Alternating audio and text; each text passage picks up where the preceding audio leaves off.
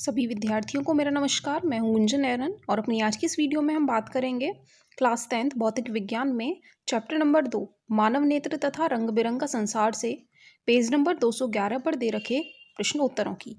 ये सारे प्रश्नोत्तर अब तक पढ़ाई गई थ्योरी से ही रिलेटेड हैं। तो इसमें पहला क्वेश्चन दे रखा है, नेत्र की समंजन क्षमता से क्या अभिप्राय है। तो समंजन क्षमता हम पहले पढ़ भी चुके हैं, फिर से एक बार रिवाइज कर लें। अभिनेत्र लेंस की क्षमता जिसके कारण वह अपनी फोकस दूरी को कम या ज़्यादा कर लेता है। तो फोकस दूरी को कम या ज़्यादा करने की जो क्षमता लेंस के अंदर है उसी को कहा जाता है समंजन क्षमता। इसके बाद नेक्स्ट क्वेश्चन दिया है, क्वेश्चन नंबर 2, निकट दृष्टि दोष का कोई व्यक्ति 1.2 मीटर से अधिक दूरी पर रखी वस्तुओं को स्पष्ट नहीं देख सकता है। इस दोष को दूर करने के लिए प्रयुक्त संशोधित लेंस किस प्रकार का होना चाहिए। अब हमें क्वेश्चन में दे रखा है कि व्यक्ति को निकट दृष्टि दोष हुआ है और निकट दृष्टि दोष को दूर करने के लिए तो हमें अवतल लेंस का प्रयोग करना पड़ता है। तो इसका मतलब है इस क्वेश्चन में जो व्यक्ति हमें दे रखा है उसे एक अवतल लेंस का प्रयोग करना चाहिए, तो वह अपने इस दोष का निवारण कर पाएगा, जिससे वह 1.2 मीटर से अधिक दूरी पर रखी वस्तुओं को भी स्पष्ट देख पाएगा जिन्हें पहले वह नहीं देख पा रहा था।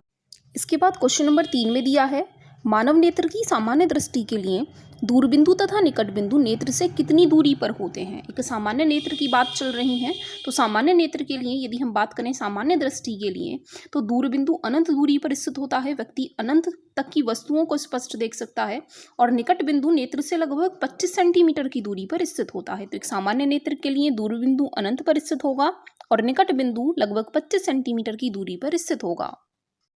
क्वेश्चन नंबर 4 में दिया है, अंतिम पंक्ति में बैठे किसी विद्यार्थी को सैमपट यानी कि ब्लैक बोर्ड को पढ़ने में कठिनाई हो रही है।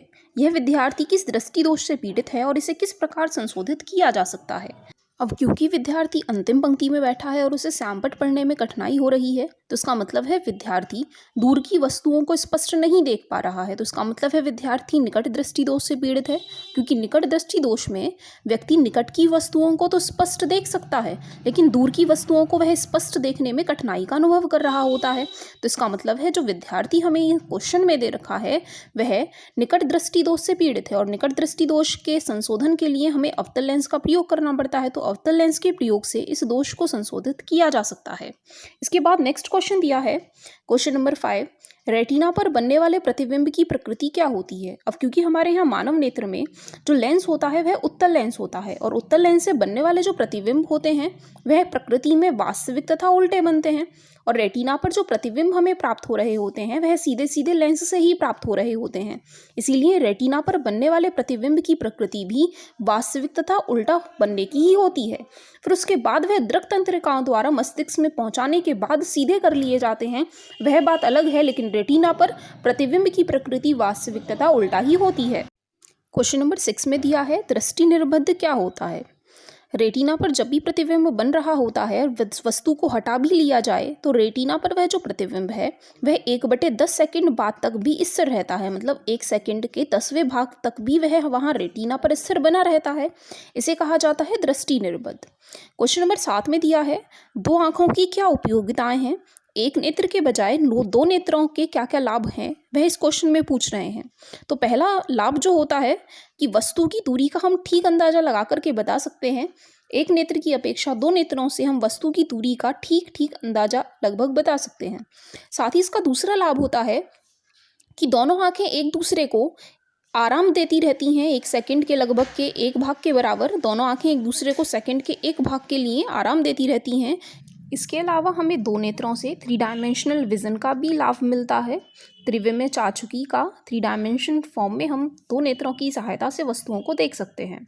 साथ ही इससे हमारा दृष्टि क्षेत्र विस्तृत हो जाता है, बड़ा हो जाता है। एक नेत्र के लिए यदि दृष्टि क्षेत्र की बात करें तो वह लगभग 150 डिग्री तक देख सकता है, लेकिन दो नेत्रों की मदद से यह 150 डिग्री का दृष्टि क्षेत्र 180 डिग्री तक विस्तृत हो जाता है।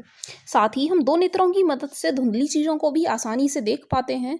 तो यह होती हैं एक नेत्र की बजाय दो आँखों की उपयोगिताएं, दो नेत्रों की उपयोगिताएं।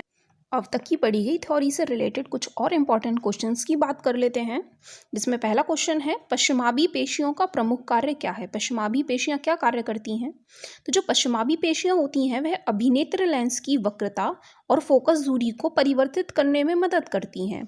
फोकस दूरी को घटाने और बढ़ाने का काम जो होता है वह पश्चिमाभी पेशियों का ही होता है। तो फोकस दूरी में समायोजित करने करके नेत्र को वस्तुओं को स्पष्ट देखने में जो सहायता करते हैं वह हमारी पश्चिमाभी पेशियां ही करती हैं।